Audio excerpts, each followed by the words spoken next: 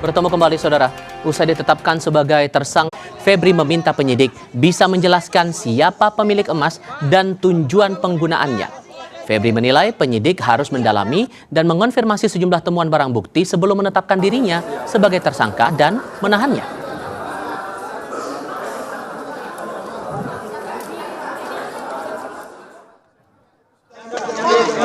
Biar jaksa penyidik lihat itu punya siapa dan digunakan untuk apa, kegiatan apa.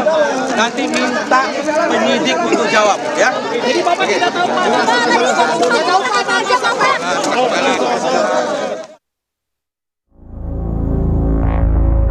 Menurut saya ini belum cukup untuk dilakukan penahanan. Di Gedung Bundar tidak pernah seperti ini. Di Gedung Bundar tidak pernah seperti ini. Saya merasa memang ini kriminalisasi. Kalau masalah rompi tadi mohon maaf karena buru-buru juga udah malam ya. Nggak pakai rompi Pak Febri. Mana rompinya Pak Febri? Nggak pakai rompi ya? Mana Pak Febri Pak? Pakai rompi. Mantan Jampitsus Febri Adriansyah tiba di rutan KPK tanpa rompi tahanan dan borgol di tangan. Ia tidak terlihat layaknya tahanan tersangka korupsi. Tampilan Febri yang terlihat berbeda ini menjadi pertanyaan wartawan kepada Kejaksaan Agung. Jaksa Agung Muda Bidang Pengawasan Rudi Margono beralasan tidak memberikan rompi tahanan dan borgol kepada Febri karena buru-buru. Kejagung menyebut Febri dijerat dengan kasus tindak pidana pencucian uang selama menjabat sebagai Jaksa Agung Muda Pidana Khusus. Kalau masalah rompi tadi mohon maaf karena buru-buru juga udah malam ya. Terus yang kedua modus operandi secara umum dugaan TPPU yang dilakukan oleh penyelenggara negara dalam jabatannya sebagai jaksa atau pejabat struktural selama dia menjabat mengabdikan diri di kejaksaan. Lebih detailnya tidak akan saya sampaikan karena terkait dengan strategi.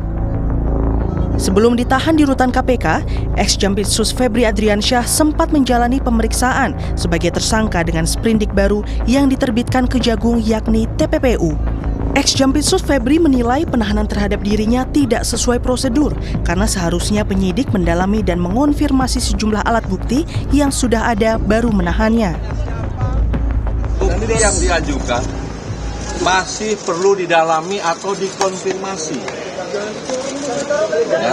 Sehingga menurut saya ini belum cukup untuk dilakukan penahanan. Di Gedung Bundar tidak pernah seperti ini. Di Gedung Bundar tidak pernah seperti ini. Semua alat bukti harus dikonfirmasi dan diperdalam dulu. Dan berkali-kali dilakukan expose, baru kita yakin bahwa ini tidak zalim, sehingga kita tetapkan tersangka, dan barulah kita melakukan penahanan. Tetapi ini sudah menjadi keputusan pimpinan, saya siap menghadapinya.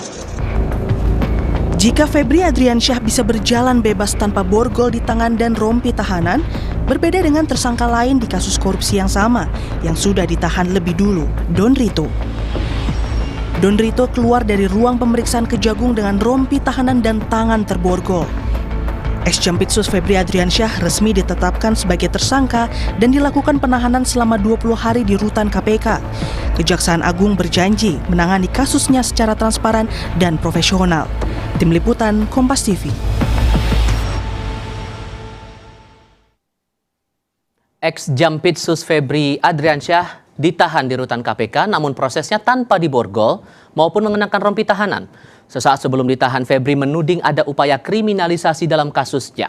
Lalu bagaimana membuktikan proses hukum ini berjalan transparan dan menjamin ada kesetaraan dalam proses penyidikan yang berjalan di Kejaksaan Agung? Saya akan berdiskusi bersama dengan para narasumber. Lewat sambungan telepon bergabung bersama kami kuasa hukum ex-Jampitsus Febri Diansyah, sementara dua narasumber bergabung lewat sambungan dalam jaringan, pengajar STIH Jentera Institut Bivitri Susanti dan anggota Komisi 3 DPR RI dari fraksi Nasdem Rudianto Lalo. Selamat sore semuanya, dengan Tifa di sini. Selamat sore. Oke, terima kasih semua sudah bergabung. Mas Febri, suara Tifa terdengar ya, Mas? Iya, suaranya terdengar dengan baik. Baik, terima kasih sudah bergabung juga bersama kami, Mas Febri.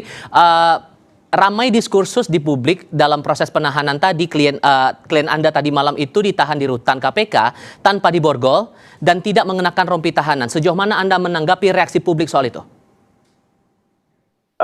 Saya pikir begini ya, kita memang perlu memilah terlebih dahulu mana yang merupakan domain dari tugas advokat dan juga domain dari tugas institusi. Itu yang perlu clear terlebih dahulu. Saya tidak ingin kemudian melempar begitu ya. Tetapi kalau kami di tim advokat kemarin setelah pemeriksaan selesai, kami sudah jelaskan bahwa fokus kami di tim advokat adalah pada substansi hukumnya. Jadi harapan yang disampaikan pada saat proses pemeriksaan adalah agar fakta-faktanya jernih. Jadi biar nggak kecampur-campur mana yang fakta, mana yang bukan fakta. Jadi fakta-faktanya jernih, terutama tentu fakta-fakta hukum yang relevan ya. Dan yang kedua tentu saja juga perlu jelas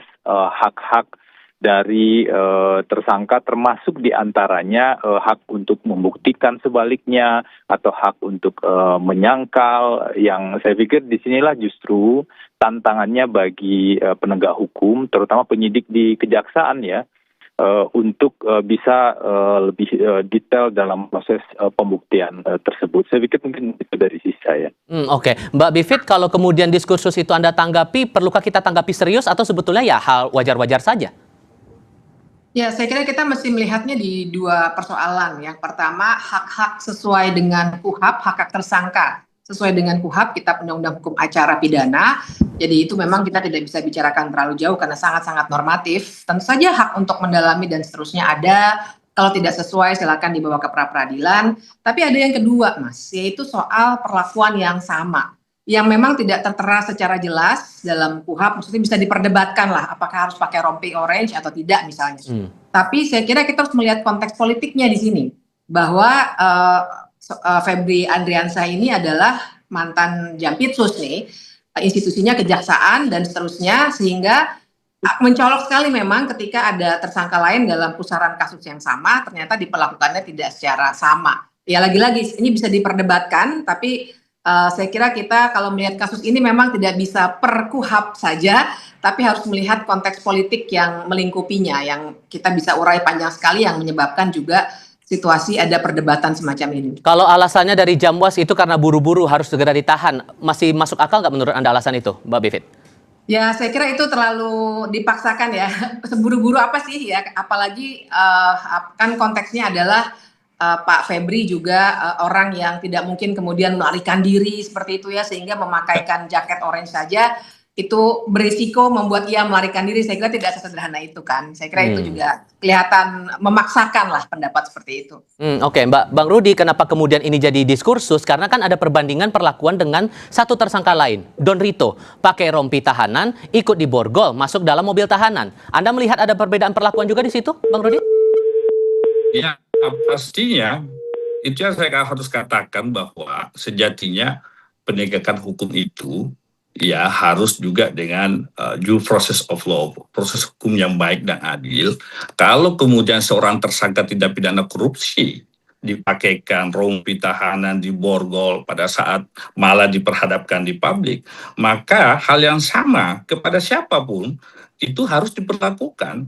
Kapan ada pembedaan, kapan ada keistimewaan, maka itu menurut hemat saya itu yang berbahaya, menurut hemat saya, karena akan akan membuat masyarakat tidak percaya proses penegakan hukum itu sendiri. Makanya saya katakan kalau selama ini standarnya seorang tersangka tipikor itu dipakaikan rompi, tangannya diborgol, lalu kemudian diperhadapkan ke publik, maka hal yang sama, mau dia mantan pejabat, mantan petinggi hukum, kalau dia sudah dinyatakan tersangka, maka dia juga harus mendapatkan perlakuan yang sama supaya menghilangkan persepsi masyarakat terkesan ada keistimewaan.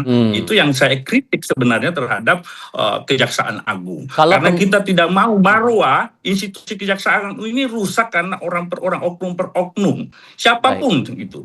Oke, kalau kemudian ada pandangan soal beda perlakuan ini muncul di publik, maka kemudian bagaimana publik bisa berharap ada upaya transparansi yang betul-betul ditunjukkan Kejaksaan Agung untuk mengusut kasus yang menjerat mantan Jampitsus ini. Kita akan diskusikan itu nanti di segmen berikutnya. Kita jeda sebentar, saudara.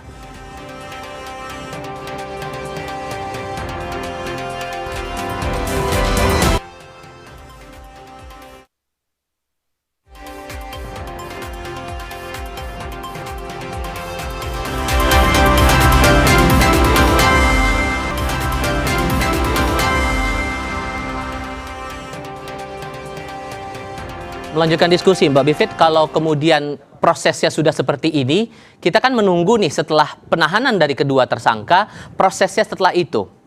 Febri sudah mendorong agar telusuri dulu lah pemilik emas yang 74 kilo dan uang-uang itu.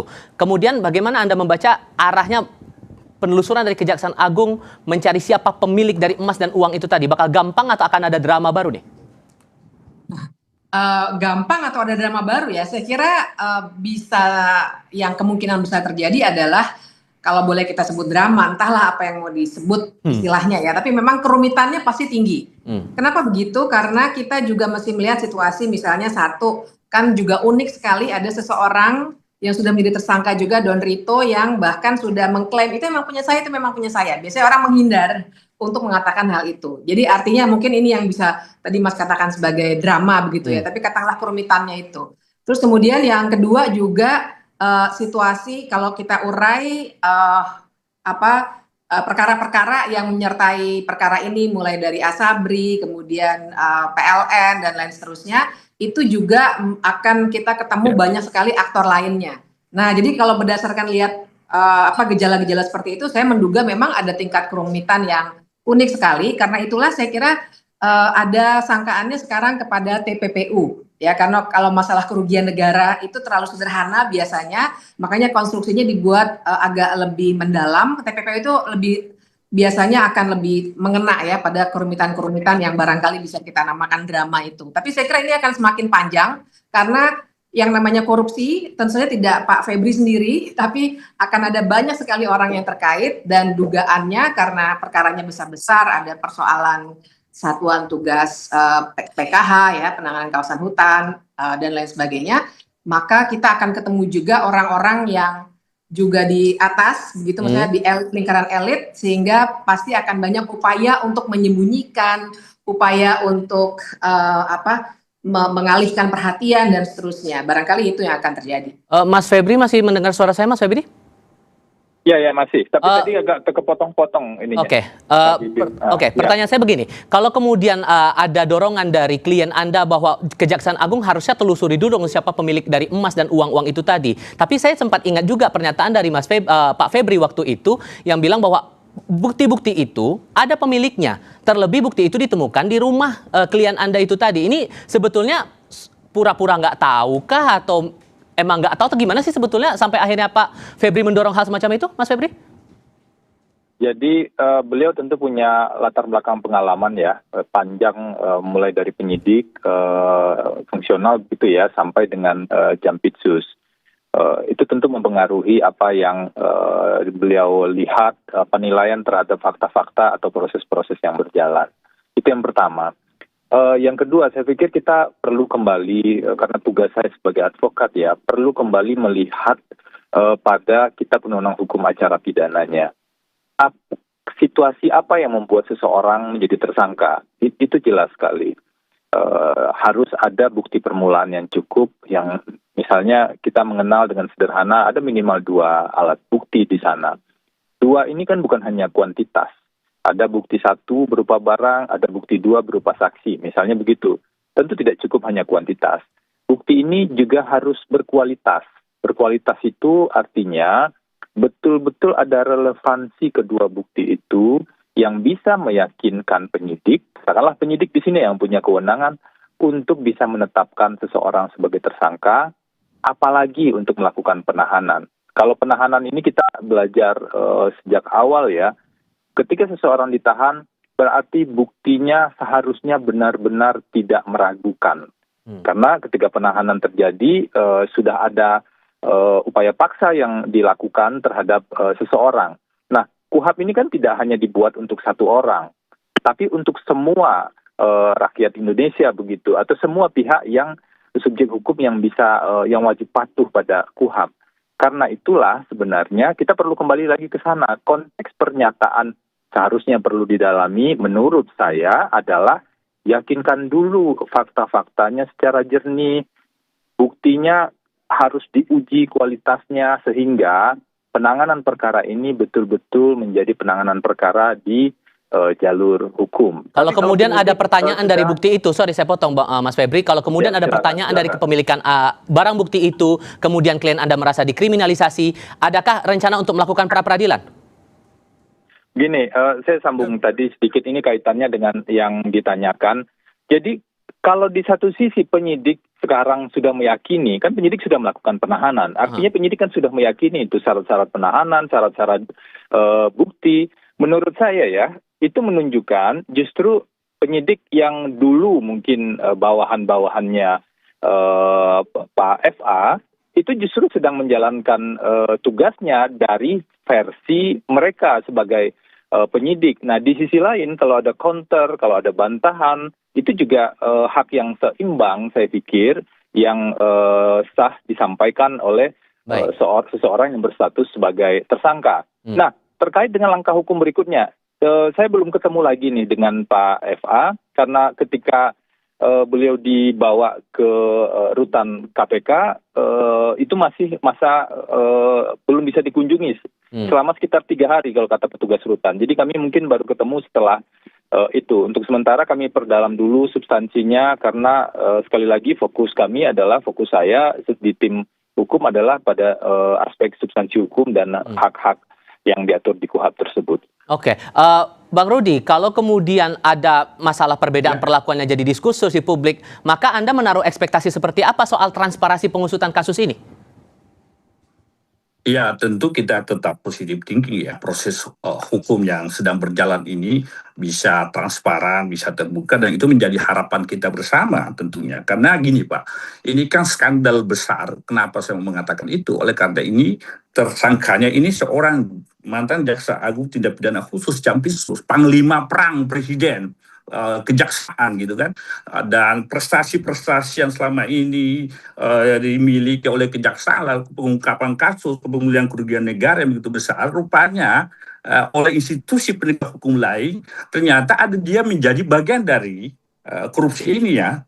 Ini yang menjadi perdebatan Pak, dan ini yang saya mau mengatakan di mana-mana bahwa ini kok koreksi bersama kita, jangan sampai kemudian orang-orang yang diberi mandat oleh negara untuk memberantas korupsi itu menjadi bagian korupsi sendiri karena kuasa besar diberikan oleh negara Pak, kuasa untuk mentersangkakan, menangkap pelaku kejahatan, lalu kemudian dia menjadi bagian dari kejahatan itu. Kalau kemudian ini disebut skandal besar, Bang, sorry saya potong, kalau kemudian ini dipandang sebagai skandal besar, maka posisi dari DPR setidaknya Komisi 3 untuk melakukan pengawasan terhadap mitra Anda di Kejaksaan Agung akan sampai mana Pak? Ini kami kan selalu mengatakan bahwa kami Komisi 3 selalu menjadi mitra penegak hukum sekaligus mengawasi kerja-kerja penegak hukum. Kemarin kan Komisi 3 menjadi jembatan ya antara kasus ini awal kan dibongkar oleh institusi Polri ya kan. Kemudian diserahkan kepada institusi kejaksaan. Mungkin ada pembicaraan antara para petinggi hukum kita untuk kemudian diserahkan kepada kejaksaan. Kami di DPR kemudian menindaklanjuti dengan panja pengawasan terhadap proses hukum yang berjalan ini, mau agar betul-betul transparan dan terbuka, jangan kemudian ada kesan perlindungan atau diistimewakan ya. Tapi kami sekali lagi tidak mau terlalu jauh teknis penyidikan seperti apa karena kami menghormati kewenangan yang diberikan negara kepada para penyidik. Biarlah proses hukum ini kita harapkan berjalan secara terbuka dan transparan. Itu harapan kita. Oke, Mbak Bivit, ekspektasi Anda soal transparansi pengusutan kasus ini harusnya bagaimana? Ya tentu saja harapannya sangat tinggi karena kontroversinya besar. Kita ingat juga, kita lihat langsung bagaimana mahasiswa pun sampai menunggu depan kejaksaan, terlepas dari kontroversi yang mengikutinya. Tapi yang jelas harapan pasti tinggi karena situasi ataupun posisi dari Pak FA ini ya yang sangat tinggi. Kemudian yang kedua juga saya kira isu yang gaungkan kan juga soal kriminalisasi misalnya, yang buat saya sebenarnya sangat mudah dibantah untuk melihat relasi kuasanya.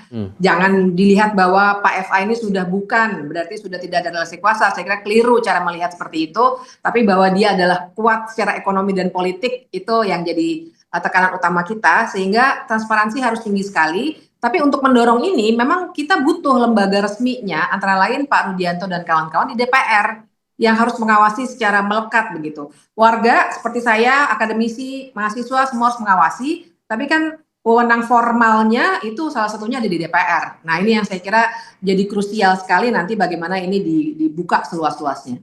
Oke, kalau kemudian anggaplah ada rencana dari FA untuk mengajukan pra peradilan, bagaimana kemudian ekspektasi Anda Kejagung akan menindaklanjuti itu dan mengusut kasusnya juga?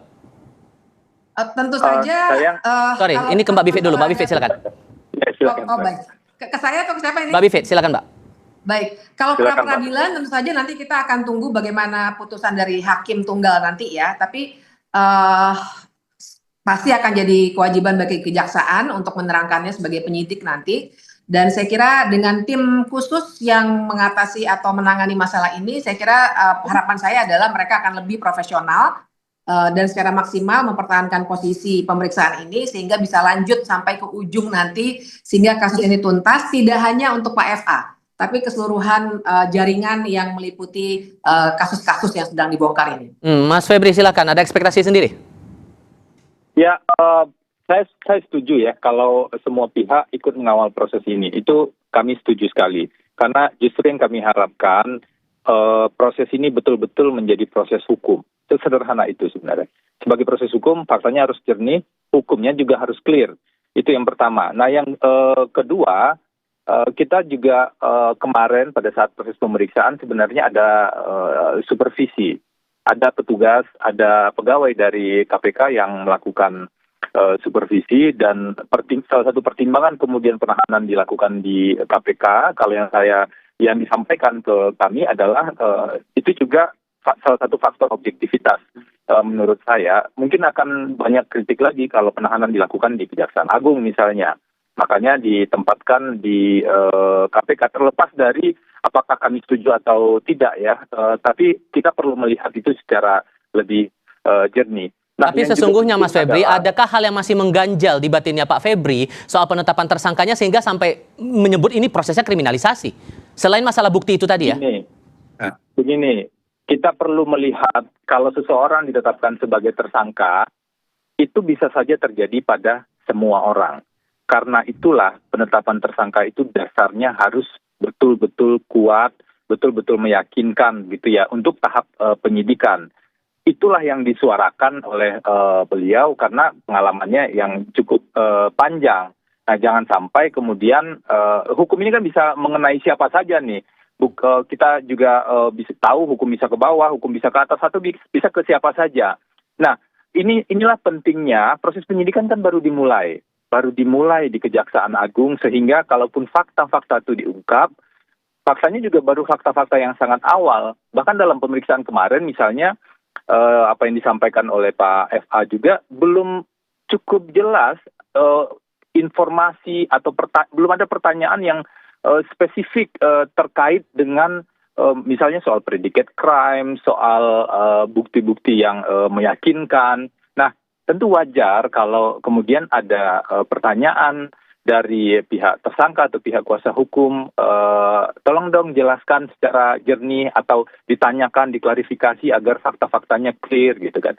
Hanya itu sebenarnya yang dipersoalkan dan fokus pada substansi hukumnya.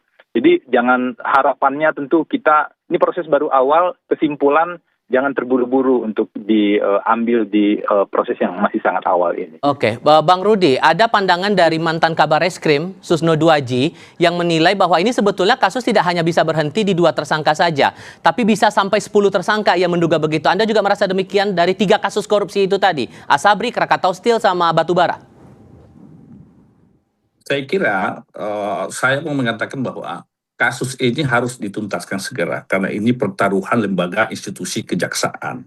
Ya, ini pertaruhan betul institusi kejaksaan. Di mana kepercayaan kejaksaannya begitu besar selama ini, ya karena keberhasilan lalu kemudian ternodai, tercederai karena keterlibatan dugaan keterlibatan Pak mantan Jampitsus ini. Karena itu kasus ini tidak boleh dibiarkan mengendap, tidak boleh dibiarkan berlarut-larut. Ini harus segera dituntaskan agar bisa menjadi jawaban kepada masyarakat publik. Bagaimana mungkin seorang Jampitsus misalkan diduga ya sekalipun itu dibantah, tetapi itu yang menjadi perdebatan, uang besar, emas yang baik itu banyak ya. Lalu kemudian terjadilah proses hukum ini, dan ini yang harus tidak boleh dibiarkan berlarut-larut, harus segera dituntaskan. Bahwa kemudian ada yang terlibat, orang menambah tersangka dan sebagainya, kita percayakan kepada penyidik yang menangani. Oke, Mbak Bivit, Anda meyakini bahwa ini tidak berhenti di 2 tersangka saja? Mudah-mudahan sih begitu, karena seperti saya katakan tadi dan kita paham namanya kasus korupsi tidak mungkin sendirian. Bahwa ada klaim dari Don Rito ini adalah uang saya dan seterusnya, saya kira itu yang akan digali. Dan bahwa ada indikasi tadi Mas Ivan juga sudah menyebut ada kasus Asabri, Krakatau Steel, dan Batubara. Nah artinya dari 3 kasus yang sudah terkait saja tidak mungkin satu aktornya. Sampai dibilang Pak Susno 10 orang loh Mbak. Nah itu, tapi saya tidak tahu jumlahnya mau 10 atau mungkin lebih, saya nggak tahu. Tapi kalau memang tim khusus yang dibentuk itu secara serius dan disupervisi oleh KPK itu bisa mendalam, saya yakin akan ketemu banyak secara keseluruhan jaringannya. Mas Febri, sejauh mana kemudian klien Anda akan berani mengungkap pihak-pihak lain yang berada di balik kasus ini? Saya pikir belum sampai ke sana ya, karena pertanyaannya sangat mendasar kan kemarin. Sebenarnya apa predicate crime-nya dan fakta-faktanya yang dituduhkan, kan tersangka itu kan punya hak, itu jelas sekali ya. Tersangka memiliki hak untuk diberitahukan apa sih tindak pidana yang dia lakukan, gitu ya. Tentu nggak cukup hanya dengan Anda tindak pidananya pasal ini gitu kan. Harus dijelaskan apa sih perbuatan yang dilakukan sampai kemudian ditetapkan sebagai tersangka.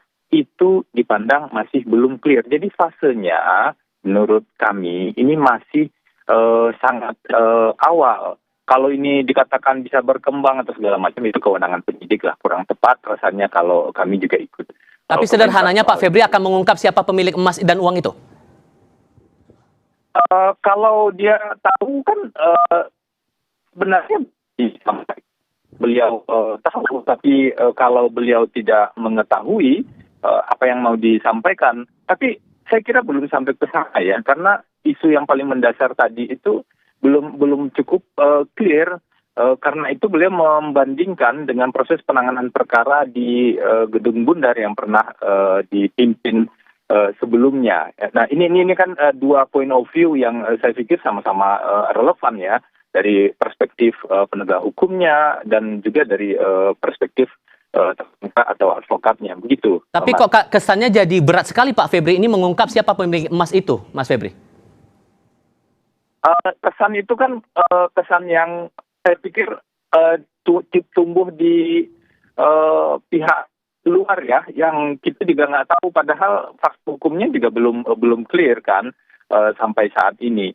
Misalnya dari Kejaksaan Agung, apakah Kejaksaan Agung sekarang yang menangani ya pernah mengatakan siapa sebenarnya pemilik emas tersebut? Pernah nggak Kejaksaan Agung mengatakan itu pada publik? Kami dalam proses pemeriksaan juga tidak pernah disampaikan terkait dengan hal tersebut. Nah, dari mana kemudian ada kesannya sangat berat, susah menyampaikan dan segala macam gitu. Nah, sekali lagi kami mengajak, ini proses hukum. Jadi proses hukum itu memang step by step-nya harus clear, dan ini sangat terkait dengan hak orang, baik hak tersangka ataupun hak pihak lain ya. Ini secara seimbang saya melihatnya. Oke, Mas Febri, Mbak Bivit, Bang Rudi, terima kasih banyak sudah mau berdiskusi bersama kami kali ini. Sehat selalu untuk Anda bertiga. Selamat sore. Selamat sore, terima kasih.